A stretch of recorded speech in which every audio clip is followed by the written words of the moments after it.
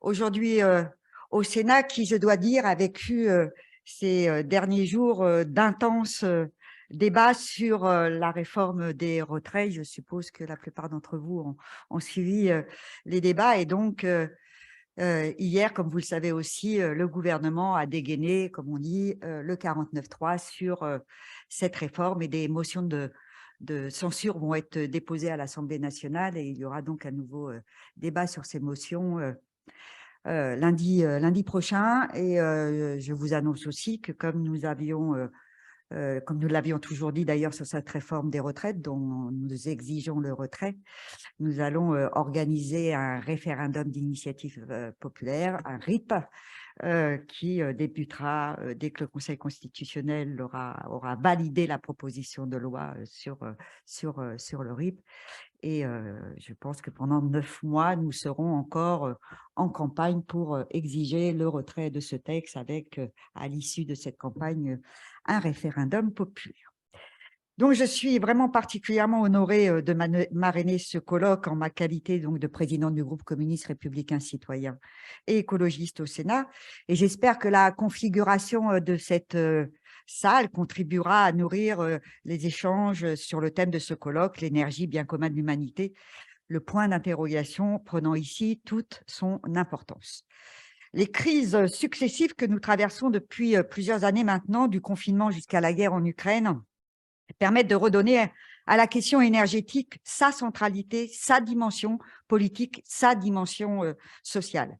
L'énergie n'est plus réservée à des échanges entre techniciens, mais fait l'objet aujourd'hui d'une appropriation populaire large, y compris dans sa complexité et son caractère multidimensionnel. Multidimensionnel, car le mot énergie est polysémique.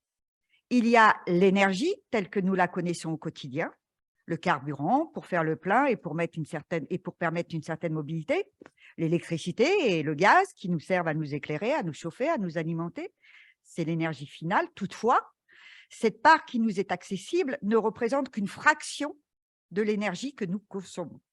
Le passage d'une énergie primaire à une énergie finale suppose l'existence d'une chaîne relativement complexe de production, extraction, purification, transformation, transport, distribution, etc.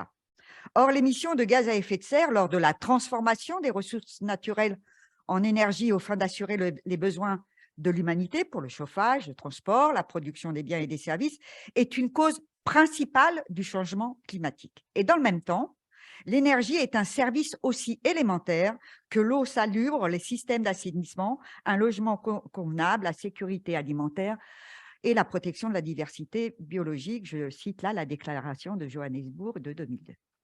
Dans cette dimension, la question de l'accès à l'énergie bien essentielle dont la moitié de l'humanité est privée devient donc une valeur de lutte contre la pauvreté et contre les inégalités. Enfin, la transition énergétique et l'accès de tous à une énergie fiable, durable, à un coût abordable, qui sont, me semble-t-il, des objectifs politiques majeurs, posent de manière renouvelée la question des dépendances aux matières premières fossiles, mais aussi aux métaux et que nous entrons dans la complexité du débat.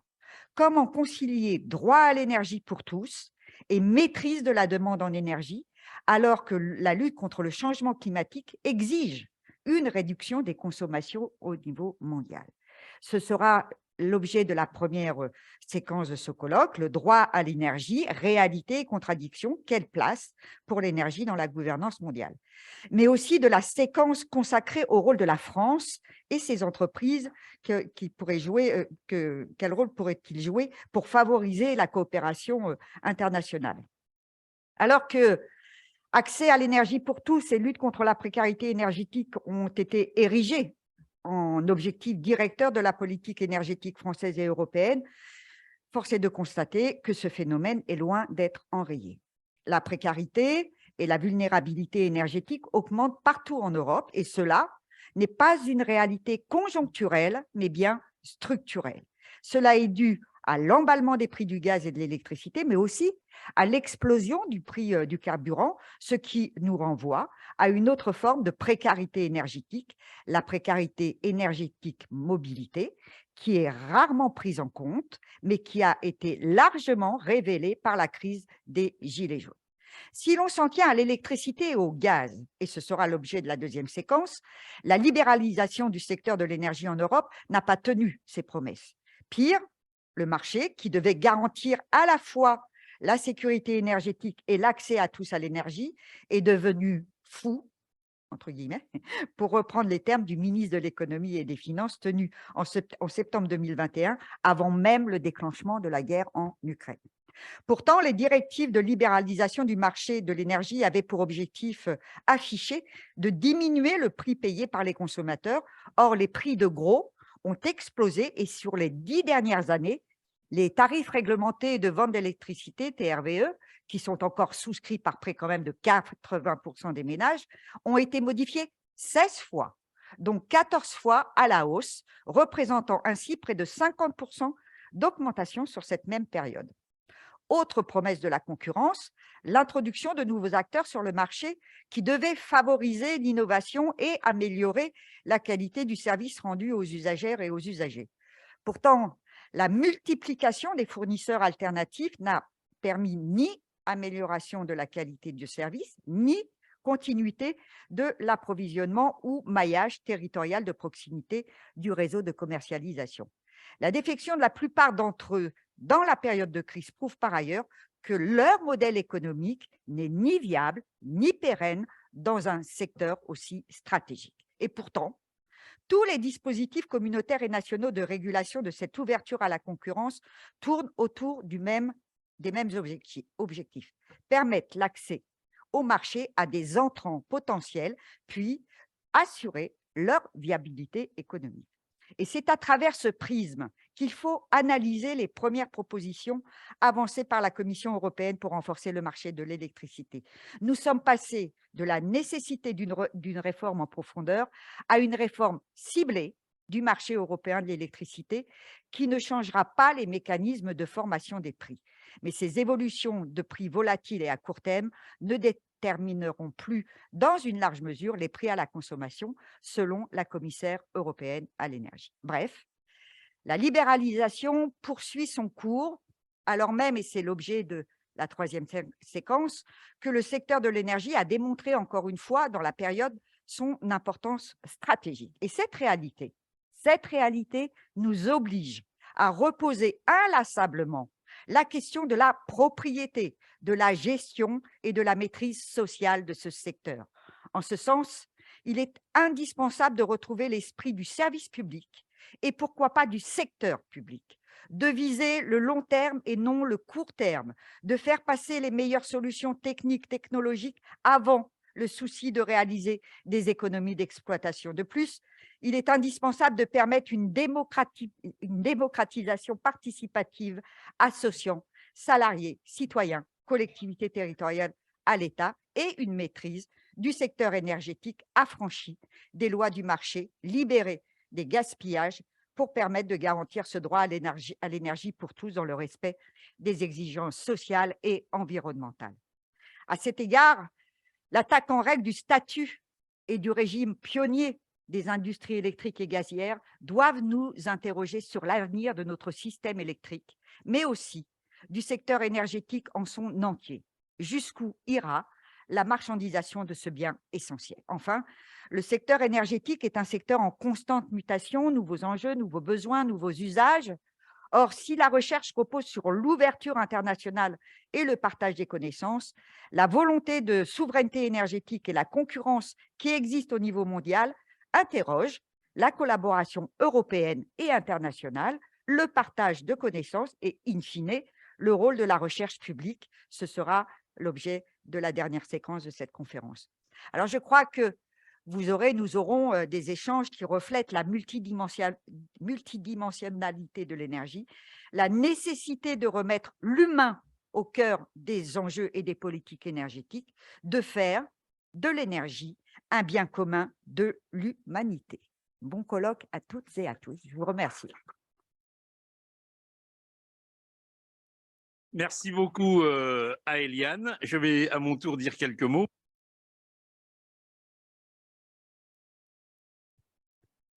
Mesdames et messieurs, chères et chers amis, cela fait plus d'un an que la Fondation Gabriel Péri travaille à l'organisation de ce colloque qui vise à réfléchir autour de l'énergie comme bien commun de l'humanité. En réalité, nous avions envisagé de traiter cette thématique il y a plus de 3 ans, mais la pandémie nous en avait empêchés. Nous pouvons enfin le faire. Je veux remercier d'emblée Éliane Assassi d'avoir accepté d'être la marraine de notre initiative et d'avoir contribué à lui permettre d'exister et de se tenir dans ce lieu important des institutions de la République qui n'est pas exempt, l'actualité en témoigne de manière éloquente, de batailles politiques intenses pour des choix de société importants et pour le respect des règles démocratiques. Je veux remercier également l'ENOP, qui est le réseau européen des fondations politiques, qui soutient notre initiative de débat pluraliste, ainsi que l'Union européenne, qui contribue à son financement. Notre colloque intervient en un moment de crise énergétique violente, marquée par des hausses de prix gigantesques et parfois délirantes pour les particuliers comme pour les entreprises, qui n'ont rien à voir avec l'évolution des coûts de production, mais qui ont tout à voir, en revanche, avec la soumission du secteur aux mécanismes de marché et à leur débordement spéculatif. Bien évidemment, la guerre en Ukraine, avec son cortège de destruction, de sanctions et de boycotts, a largement aggravé cette situation. Pour autant, nous ne devons pas oublier que l'envolée des prix avait commencé avant cette guerre. Dans cette période, avant la guerre en Ukraine, ça a été rappelé à l'instant par Éliane, les hausses de tarifs étaient intervenues chaque année. Les prix des marchés de gros de l'électricité étaient erratiques et orientés à la hausse. En Europe et donc en France, la situation était aggravée, et est toujours aggravée, par les règles du marché européen de l'électricité basées sur les prix spot et de facto corrélés au prix du gaz, alors que la part de ce dernier est faible dans la production électrique française, contrairement à la situation qui prévaut en Allemagne. Structurellement, les dogmes de la concurrence et du court-termisme dans la fourniture de l'électricité, mais aussi du gaz, nous font marcher sur la tête. Ce serait un beau débat théorique et une sorte de cas d'école si cela n'engendrait pas autant de conséquences dramatiques pour les usagers et les familles qui, pour certains, doivent choisir entre se nourrir ou payer les factures d'électricité, ou pour des centaines de milliers d'entreprises petites et moyennes, et même des collectivités locales, assaillies par les difficultés, voire acculées à la faillite. Bref, il y a urgence à changer de logique et à changer de logiciel. Oui, l'énergie fait partie des biens essentiels, des biens communs. À rebours de la réalité d'aujourd'hui, ce qui doit être privilégié, ce sont les approches en termes de coopération, de travail sur les coûts de production. Ce sont les approches en termes de planification et de contractualisation sur le long terme, permettant de favoriser la stabilité, mais aussi la recherche de solutions novatrices et plus respectueuses des impératifs écologiques qui, aujourd'hui, doivent constituer une priorité absolue. Ce sont les approches favorisant l'accès à l'énergie et la réponse aux besoins. Ce sont les approches favorisant la maîtrise de la production comme des investissements par la société sous les formes démocratiques les plus ambitieuses. Il ne m'appartient pas, dans cette allocution d'ouverture, de développer et encore moins de traiter ces différentes thématiques. Je veux simplement remercier les personnalités qui ont accepté de constituer nos différentes tables rondes. Leur grande compétence et leur familiarité avec les sujets que nous voulons traiter nous permettront, j'en suis certain, d'avoir des débats particulièrement riches et intéressants. Je remercie aussi les modératrices et modérateurs de ces tables rondes qui contribueront à la fluidité et à la clarté de nos échanges. Je remercie également les équipes techniques du Palais du Luxembourg, dont le concours nous est particulièrement précieux. Je remercie l'équipe de la Fondation Gabriel Péri, ainsi que les militantes et militants bénévoles, sans qui rien ne serait possible. Je remercie enfin le comité de pilotage de notre initiative, qui a travaillé à sa conception et à sa mise en œuvre. Je veux citer notamment Christelle Lemoin, Éric Lelanne, Valérie Goncalves et Louise Gaxi.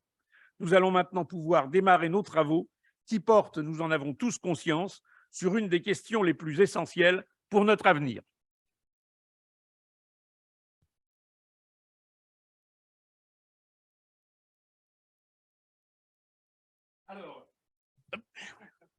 Nous allons donc maintenant commencer vraiment nos travaux.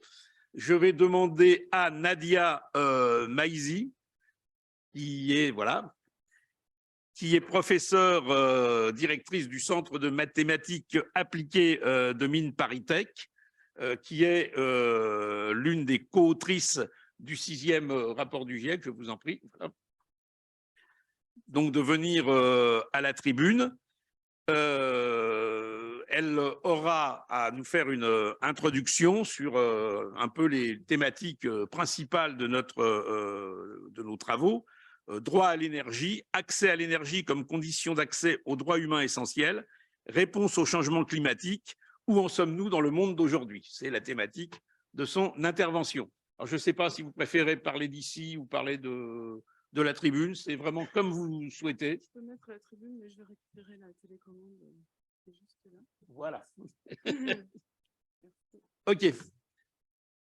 Donc, à vous la parole. Merci beaucoup.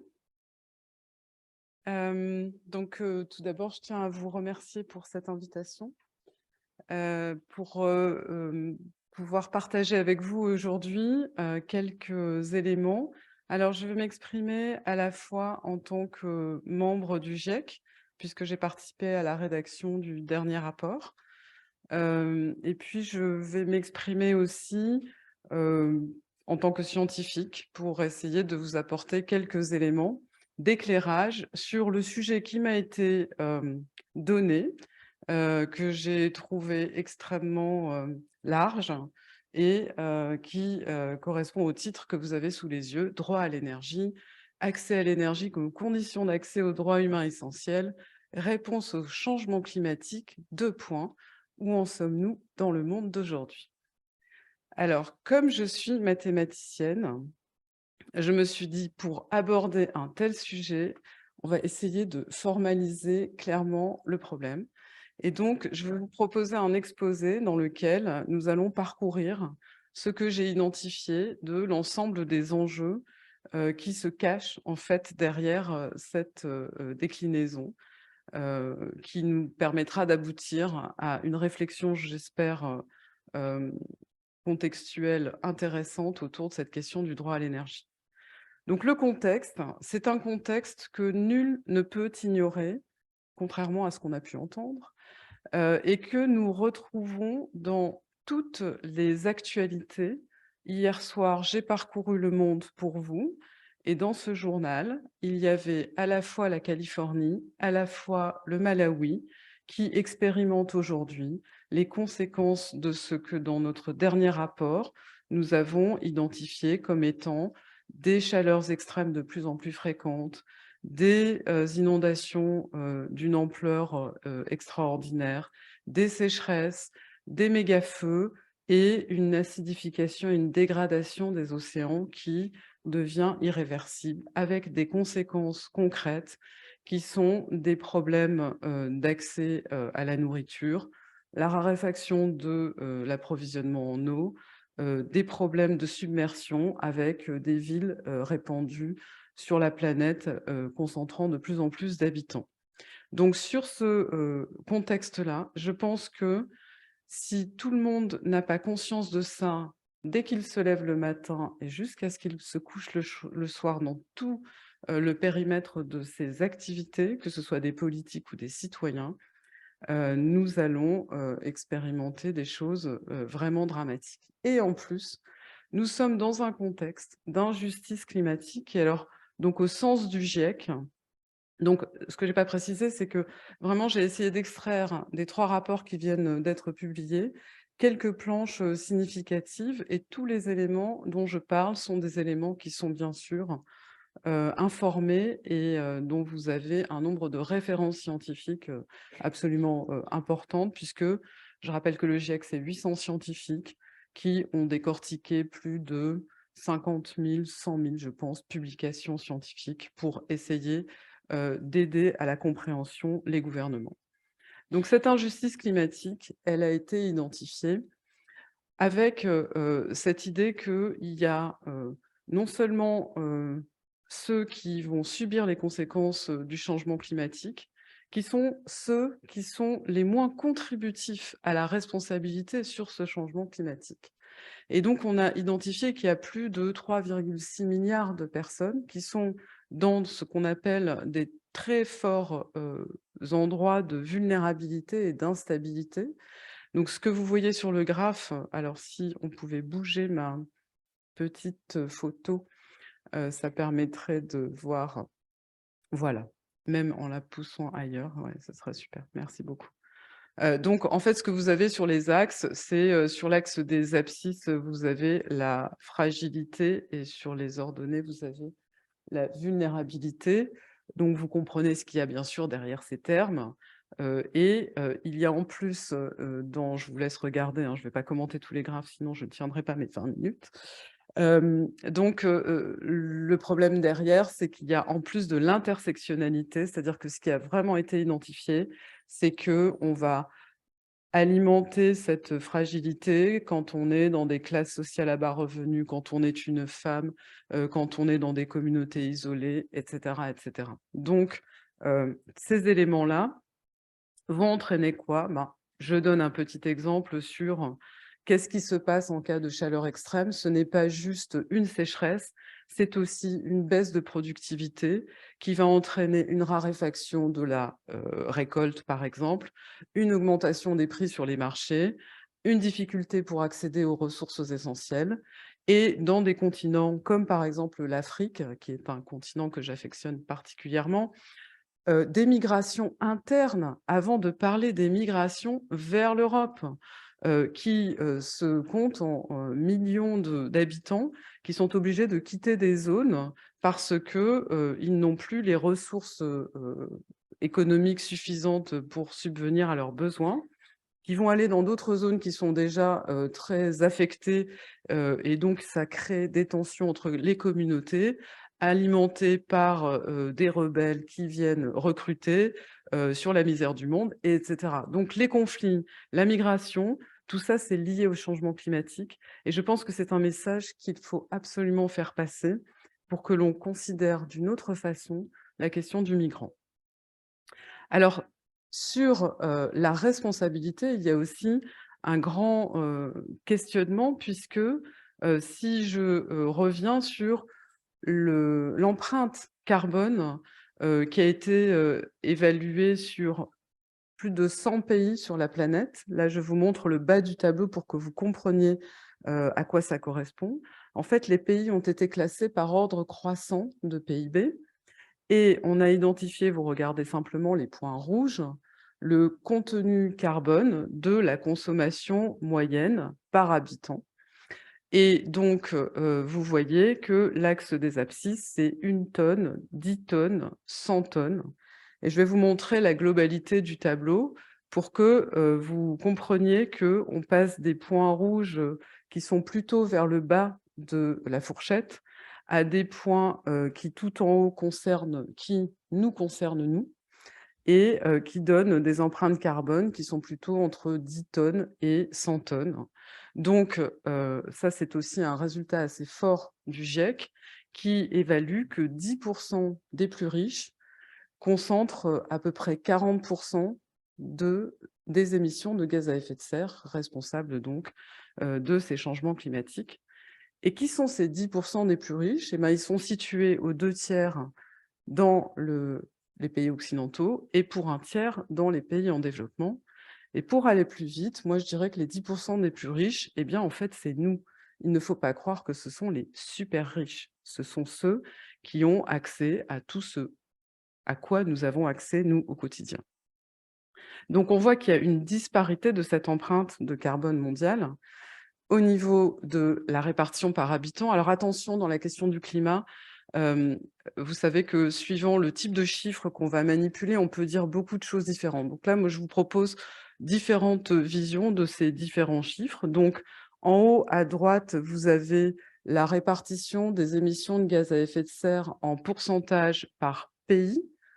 Donc, vous voyez pas très bien, mais en fait, il y a un empilement qui va dire que, quelque part, on dit que la Chine et l'Asie est responsable de la plus grosse partie. Oui, c'est vrai aujourd'hui, Mais ce qui est intéressant, c'est que si on regarde le graphe du dessous, on va voir la responsabilité en fait historique des émissions de gaz à effet de serre. Donc c'est cumulé depuis 1850.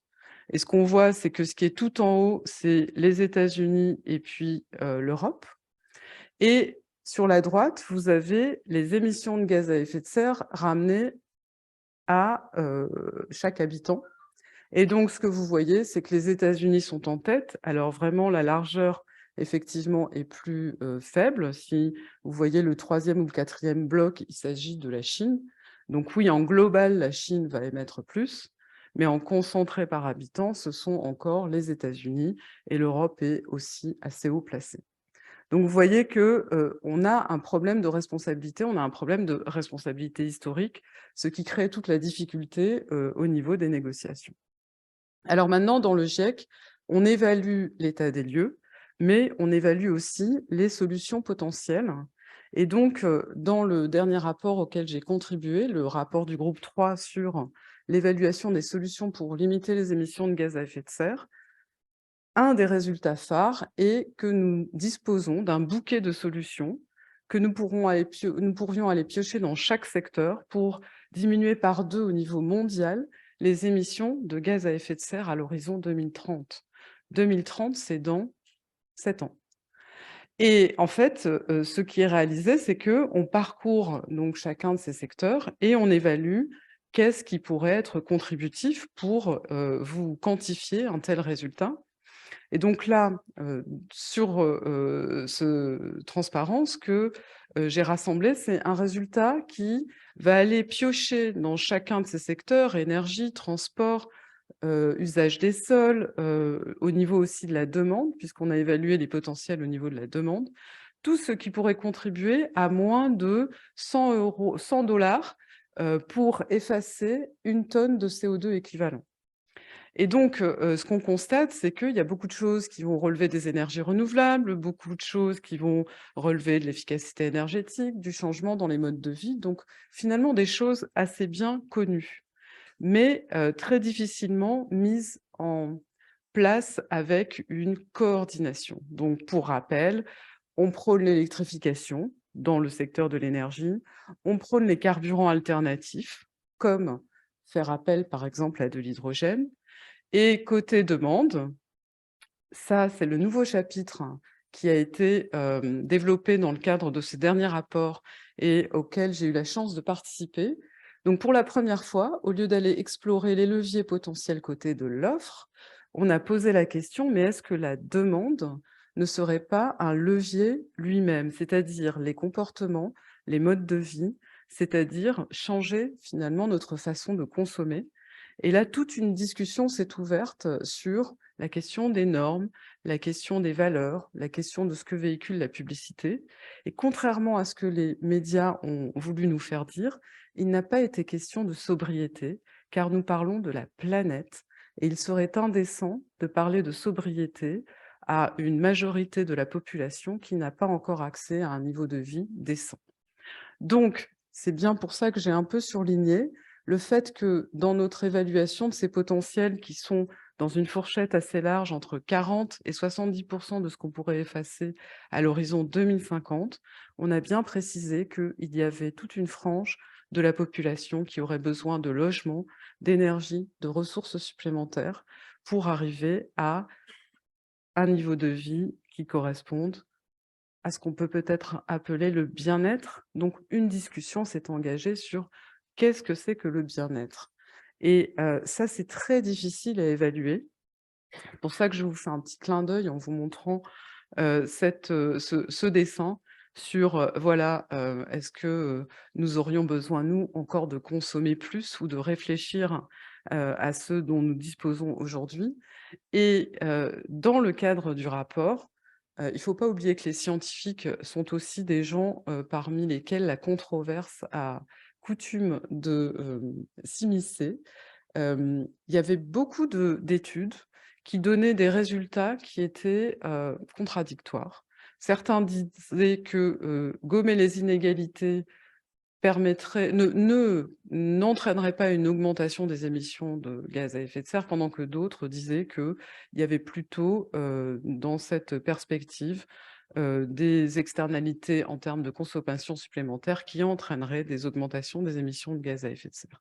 Quand on n'est pas d'accord, on ne publie pas un résultat avec certitude. Donc sur ce point, je n'ai pas de résultat spécifique à vous produire. C'est pour ça que je suis allée regarder un peu dans la littérature pour réfléchir à comment travaillent les chercheurs, pour essayer de finalement répondre un peu au thème de la journée.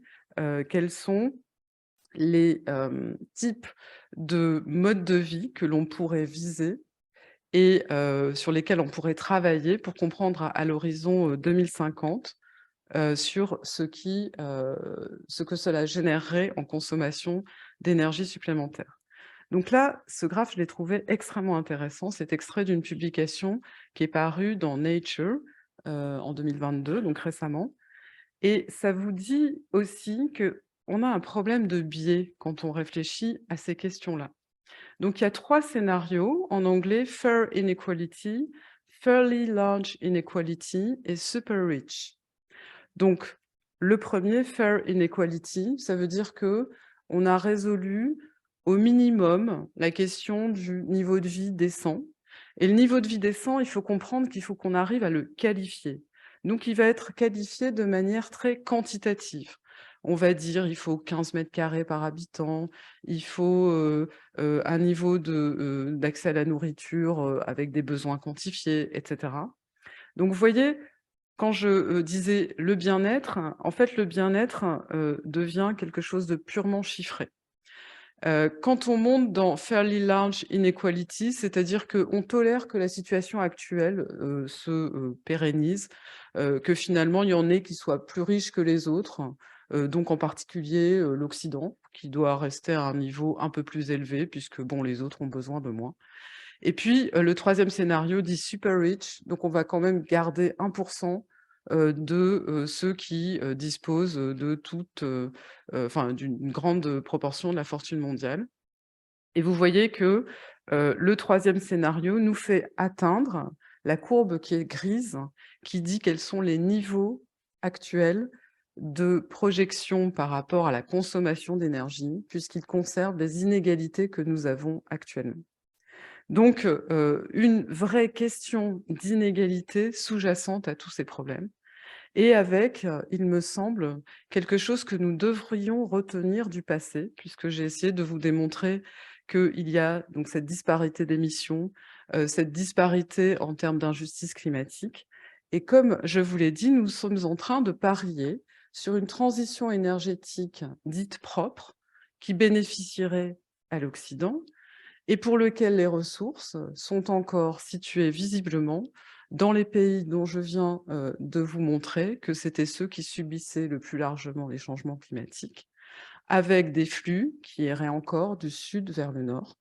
Donc, j'aimerais que dans la question technologique que nous travaillons avec nos pairs scientifiques, ces éléments-là soient plus précisément pris en compte, parce qu'il ne faudrait pas reproduire les erreurs du passé.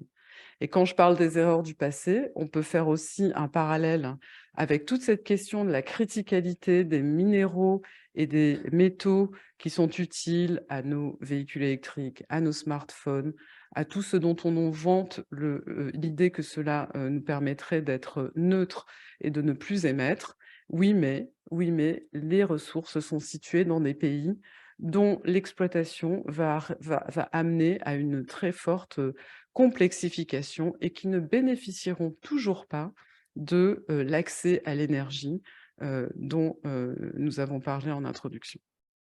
Alors pour conclure, quelques recommandations par rapport à ce sujet extrêmement complexe. C'est que nous pensons qu'il faut absolument, quand on réfléchit à ces questions, adopter une approche systémique et holistique. Ce qui est très dommageable à toutes les discussions, je vous l'ai dit même dans le cadre du GIEC, c'est qu'on réfléchisse sectoriellement à ces enjeux, sans jamais prendre en compte les effets de substitution, de compétition et d'externalité qu'il peut y avoir sur le voisin. Et donc, à droite, c'est une image des mines avec une exploitation par les enfants. Donc, quand je décide de prendre mon véhicule électrique et que j'explique que moi, je suis conscient du problème climatique, moi, je réponds non. Il y a peut-être des externalités terribles dont vous ne prenez pas conscience. Et il faut réfléchir plus large que notre vision qui est quand même assez limitée. Donc, il ne faut pas que les solutions des uns deviennent les problèmes des autres. Et ça, c'est vraiment pour nous une phrase clé que nous sommes en train de développer dans un institut que nous avons créé à l'École des mines de Paris. Donc là, je fais, Monsieur le Président, une petite page de publicité pour dire que, en sortie de ce rapport du GIEC, le message, c'est maintenant, il faut passer à l'action. Et nous, en tant que scientifiques et chercheurs, nous nous sommes dit que nous avions une responsabilité. Et donc, cet institut, qui s'appelle The Transition Institute 1.5, pour rester optimiste en pensant que nous pouvons toujours arriver à cette trajectoire 1,5 degré, va déployer en fait cette approche systémique dont je viens de parler et va essayer de faire bénéficier de ces connaissances un large public, à la fois privé, public, politique. Voilà, merci Monsieur le Président. Merci. Écoutez, en notre nom à tous, je voudrais vraiment remercier Nadia pour le remarquable exposé qu'elle vient de nous faire. La remercier aussi pour avoir montré l'importance essentielle de l'approche systémique, holistique, parce que le fait de prendre l'ensemble des dimensions dans la réflexion est un élément essentiel. Et enfin, je voudrais dire, enfin c'est une recommandation à ce stade de notre colloque, que dans l'ensemble des séquences qui vont venir maintenant, il sera très très important de garder en mémoire ce que Nadia Maïzi nous a présenté. Voilà, bah écoutez, merci beaucoup encore une fois et nous espérons que comment dirais-je, l'institut que vous avez présenté pourra avoir un grand développement et une influence forte sur la suite des événements. Alors, si nous en sommes d'accord, nous pourrions prendre 3 questions, pas plus parce que malheureusement le temps nous est compté. Donc je les prends tout de suite. Alors, Madame au premier rang, Monsieur ensuite et Monsieur en troisième. Alors je ne sais pas comment ça... Vous avez devant vous des micros, donc le plus simple est d'appuyer sur le bouton. C'est le gros bouton rouge à côté du micro. Bonjour, je me présente, je suis Maganga Zenobita Janine. Je viens de la République démocratique du Congo, madame. Votre exposé m'a tellement émue parce que j'ai subi cette situation, j'ai été enfant mineur dans le mine. Comme vous venez de le souligner, il ne faut pas que les solutions des uns deviennent le problème des autres. Et vos solutions ici, c'est notre problème. Notre pays, la République démocratique du Congo, traverse des moments très difficiles, surtout en ce moment, parce que c'est un pays qui détient des potentiels très, très importants concernant les changements climatiques. Étant scientifique, et je m'adresse à tout le monde ici, est-ce que vous êtes consciente de la guerre qui se passe en RDC à cause de ces matières premières? Moi qui vous parle, je perdis ma mère, elle a été assassinée, elle avait 28 ans devant moi. J'ai été violée avec ma grand-mère à cause de cette situation. Étant scientifique, qu'est-ce que vous en pensez par rapport à la situation de la RDC? Quels sont les enjeux que vous mettez en place pour que vos solutions ne deviennent pas nos problèmes? Parce que c'est trop. Ce qui se passe en Ukraine aujourd'hui, chez nous, ça dure plus de 2 décennies. C'est à cause de ces matières premières. Parce que vous savez, nous avons le lithium, nous détenons plus de 80% de cobalt. Nous avons tous les téléphones ici. C'est des matières premières qui viennent de la République démocratique du Congo. Donc, les solutions de ces pays riches, c'est nos sérieux problèmes. Et ces matières premières, nous, on n'a même pas accès. Moi, je suis congolaise et j'étais dans le mine quand j'étais enfant. Et j'avais une vie de misère avec ma grand-mère qui est partie si tôt. Et jusqu'aujourd'hui, il y en a encore tant d'enfants comme moi qui se retrouvent encore en ce moment dans le mine, qui sont privés de l'éducation, de la santé. On n'a même pas accès à la santé ni à l'éducation. Mais il faut voir aujourd'hui, tout le monde a des téléphones. Les sociétés comme Apple, tout consort, tous ces matières premières, 2 fois, viennent de notre pays. quelles sont des solutions par rapport à vos pays, des grandes puissances, parce que les solutions de ces pays-là, c'est nos problèmes. Et je ne sais pas quand est-ce que ça va s'arrêter, surtout avec cette période avec cette crise, parce qu'il faut savoir que notre pays, après cette guerre de l'Ukraine, il y aura ces grandes puissances, ils auront besoin de réanimer tout ça. Et nous sommes toujours de problèmes. Quelles sont les solutions, quels sont les enjeux que vous mettez en place pour essayer un peu de changer cette situation qui vit mon pays depuis la nuit des temps? Je vous remercie. Merci beaucoup pour cette question qui est plus qu'une question, qui est en même temps un témoignage dont nous vous remercions. Ce que je vous propose, c'est qu'on prenne les 3 questions et que Nadia Maïzi réponde globalement. Donc, monsieur au fond. Oui, merci madame pour votre exposé qui était extrêmement clair et pédagogue. Vous avez dit, et c'était très intéressant parce que vous nous comprenez à contre-pied et vous nous avez mis en garde et vous avez souligné que le fait qu'il était indécent de parler de sobriété, de viser en termes de sobriété pour qu'on s'en sorte, avec notamment cet éclairage que vous avez fait sur les pays du Sud, et donc ça fait écho à ce que vient de dire madame à l'instant. Donc ça prend aussi à contre-pied, au moins pour le Nord que nous sommes, les préconisations notamment d'un certain nombre de, aussi experts, hein, dont Jean-Marc Jancovici, qui a publié, vous le savez, il y a un an et demi, une BD qui connaît Un monde sans fin, qui connaît un grand succès, et qui, lui, fait de la sobriété un des axes majeurs, selon lui, hein, pour s'en sortir, pour s'adapter, d'une part, à la aux moindres ressources énergétiques en termes fossiles, et aussi pour s'en sortir compte tenu des enjeux de réchauffement climatique. Et donc, comment, en fait, est-ce qu'il n'y a pas une contradiction par rapport à ce que lui aussi met par ailleurs en regard, et concrètement, comment faire alors si effectivement le Nord continue à consommer? Et donc, à quel niveau mettez-vous le curseur lorsque vous dites il est indécent de parler de viser, enfin, que la sobriété soit une visée? Est-ce que vous pouvez préciser ici vos propos, notamment avec un éclairage pour, bien entendu, le Sud, mais aussi le Nord que nous sommes? Merci beaucoup, monsieur là-bas. Voilà. Si vous pouvez juste vous présenter. Oui, bonjour, je suis Thibaut Voïta, je suis notamment chercheur associé à l'IFRI et je vais intervenir dans quelques minutes. Ma question, à vrai dire, est presque la même que la précédente, celle qui vient d'être posée, puisque bon, moi, je travaille depuis quelque temps, enfin, j'ai passé énormément d'années à travailler sur les questions d'efficacité énergétique et plus récemment sur les questions de sobriété, plus récemment avant la guerre, bien avant la guerre en Ukraine. Et alors je sais que dans les milieux qui travaillent là-dessus, on a applaudi quand on a vu malgré tout qu'il y avait la définition de la sobriété énergétique qui apparaissait dans le résumé exécutif du rapport du GIEC sur l'atténuation.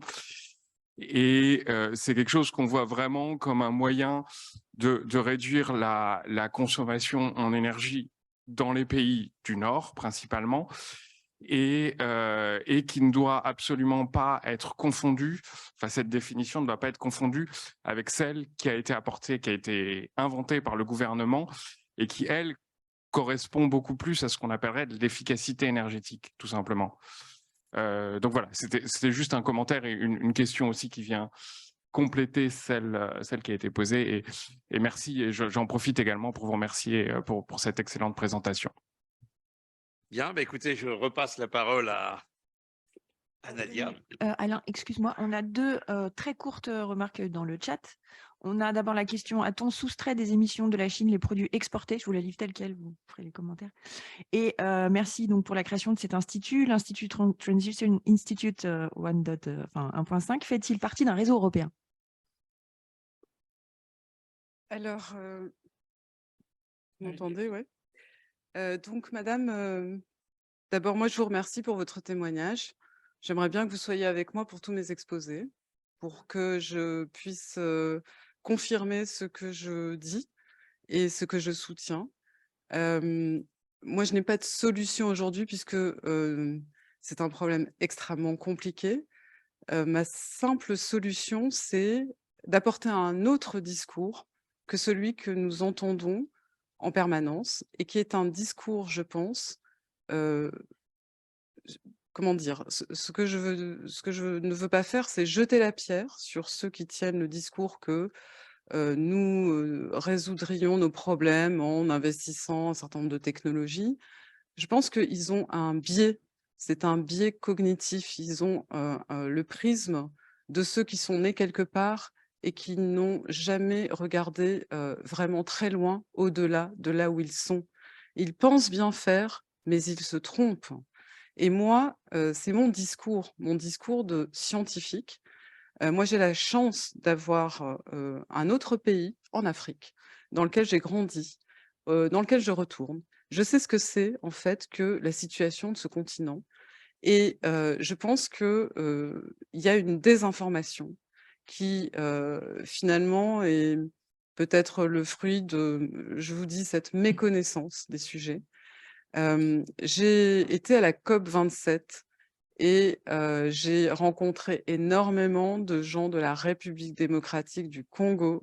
J'ai assisté à énormément de leurs événements et j'ai compris, en voyant le désastre qui est en train de se produire dans ce pays du fait de l'exploitation de ces matières, à quel point ce que j'avais comme intuition se concrétisait, c'est-à-dire que nous considérons le problème de manière partielle et il faut prendre en compte l'ensemble des éléments et c'est un problème planétaire et donc il faut prendre en compte les ressources physiques, les limitations et les conditions dans l'ensemble des pays de la planète. Donc moi, je ne peux que soutenir tout ce que vous avez dit, mais par contre, voilà, nous sommes peu nombreux. Moi, je suis toute seule et donc j'ai proposé de créer cet institut à ma direction, à l'École des Mines de Paris et je crois beaucoup qu'à travers, cette, nouvelle forme de passage de la connaissance scientifique vers le monde plus large, comme je l'ai dit, de toutes les parties prenantes, nous ouvrirons les horizons et nous ferons revenir peut-être des positionnements qui prônent des solutions un peu trop rapidement, sans avoir évalué effectivement tous les désastres humains, personnels, politiques que cela va engendrer. Voilà. Donc sur la question sur la sobriété, alors, donc moi je suis une scientifique. Je n'ai pas d'engagement personnel, lucratif sur mon activité. Donc moi je voudrais vous mettre en garde sur, le fait que dans ces sujets, il y a beaucoup, de personnes qui s'engagent pour, d'autres raisons, que celles que je viens de mentionner. Et qui se posent en prescripteurs, qui, finalement, sont mentionnés absolument tout le temps et absolument partout et moi je suis épatée de voir que des experts autoproclamés prennent autant d'importance dans ce pays. Et c'est très grave en fait. Moi je trouve que c'est très grave. Nous ne sommes pas des communicants. Moi, je n'ai pas de, comment dire, de service de presse, personne ne tweete à ma place, personne ne fait du buzz à ma place.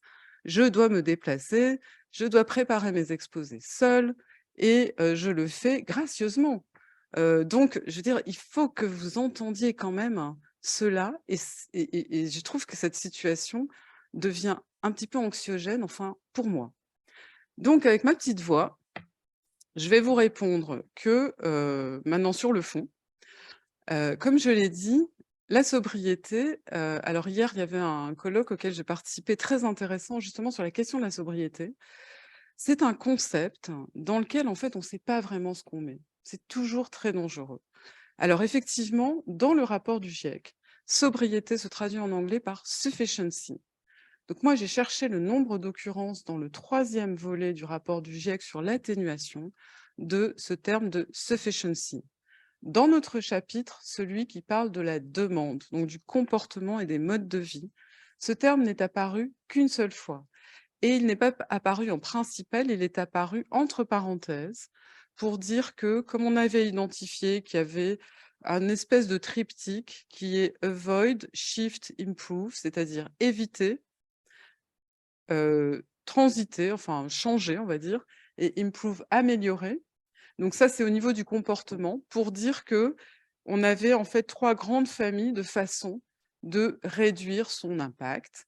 Premièrement, j'évite, c'est-à-dire je voulais partir en vacances au bout du monde, eh ben je reste chez moi. Bon, voilà, j'ai évité. Et c'est là où on a dit que ça référait à sufficiency, c'est-à-dire de la sobriété. Après, pour les deux autres, je ne vais pas détailler parce que je ne veux pas non plus accaparer la parole. Donc ça, c'est dans le chapitre sur la demande. Ensuite, c'est apparu à beaucoup de reprises dans le chapitre Buildings, qui est le chapitre sur donc comment on traduit ça? Les habitations, le résidentiel. Et c'est apparu, comme vous l'avez mentionné, monsieur, sur l'association avec énergie, donc de la sobriété énergétique. Alors, sur cette question-là, moi, je suis très, comment dire, aussi, parfois ça me met en colère quand même par un certain nombre de choses. Parce que la sobriété énergétique qu'on nous a vendue là pour passer l'hiver, elle est très éloignée de la question du climat. C'est une question qui nous a expliqué qu'il ne fallait pas consommer du gaz russe. Enfin, visiblement, on peut consommer du gaz de ce qu'on veut. Donc, et de schiste, merci, du gaz de roche-mère. Et moi, en tant qu'investie sur la question du climat, je ne peux pas entendre que ça a un rapport avec le traitement de notre question. On nous a dit de passer l'hiver. Enfin, après l'hiver, il y a l'été. L'été, il est déjà là. La sécheresse, elle n'a pas arrêté. Est-ce qu'à un moment, on va prendre cette question-là au sérieux? Donc, la sobriété, je pense qu'il faut s'en méfier parce qu'on ne sait pas ce qu'il y a derrière vraiment. Et comme nous l'avons démontré dans notre chapitre sur la demande, le problème est bien plus large. Le problème, c'est un problème de changement par rapport à nos considérations de qu'est-ce que c'est effectivement que le bien-être? Qu'est-ce qui va nous rendre heureux? Quelle est notre relation à l'environnement? Pourquoi avons-nous les modes de vie que nous avons aujourd'hui? Est-ce que nous n'en avons pas marre de regarder une publicité qui nous vante une très grosse voiture qui maintenant est hybride, d'accord, et qui roule toujours sur une route déserte où on voit la mer, alors que tout le monde est planté dans ces embouteillages sur le périph'? Enfin, je veux dire, est-ce que c'est ça la société dont on a envie? Est-ce qu'on ne voit pas que les gens sont de plus en plus, comment dire, retournés sur eux-mêmes? Enfin voilà, est-ce qu'on n'a pas une question fondamentale à poser? Et sur notre travail de scientifique, alors je ne vais pas vous envoyer lire notre chapitre parce que c'est vrai que c'est des chapitres écrits en anglais, c'est très long, beaucoup de pages, mais on avait dans notre groupe des psychologues, des sociologues, des gens qui travaillent avec les communautés indigènes, des gens qui essayaient de nous faire remonter d'autres réflexions que celle de dire « sois sobre, passe de ta voiture à ton vélo ». Moi, je suis désolée, on discutait avec le professeur Percebois tout à l'heure. C'est pas le problème de passer de ma voiture à mon vélo. Nous habitons en province. Quand nous voulons nous déplacer, c'est la croix et la bannière. Si tu veux faire Montpellier, Nice, si tu veux faire Grenoble, Montpellier, si tu veux faire le Cantal, Antibes, tu peux pas. Tu ne peux pas. Tu n'as pas de moyens décarbonés pour le faire. Donc, c'est des problèmes qui vont bien au-delà de la sobriété. Il faudrait tout repenser et il faudrait proposer une vision très positive de cette grande révolution que nous devons faire, au lieu de dire aux gens, il va falloir sobriété. Donc quoi? Se serrer la ceinture? Personne n'a envie, les gens sont déjà assez malheureux. Par contre, un vrai grand projet de société qui dise on va essayer de se transformer à la faveur des enjeux qu'on doit résoudre, eh ben ça, je pense que c'est ce qu'il faut porter comme voix. Voilà. Bien. Encore une fois, merci beaucoup à Nadia Maïzi.